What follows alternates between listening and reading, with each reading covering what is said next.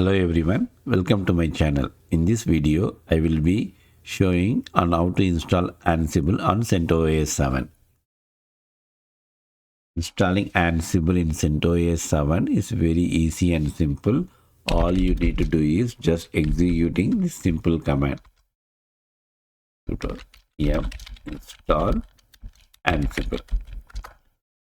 So this command will help you to install any dependent binaries that Ansible required.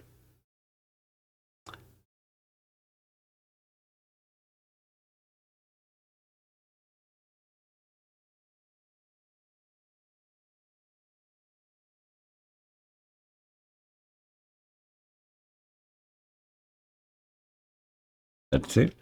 Let me verify the installation. Okay, so if you see here, for your Ansible to run, you need to have Python module. Python has to be get installed. Since I have installed Python already, that is why it did not ask for or throw any error asking for Python to install.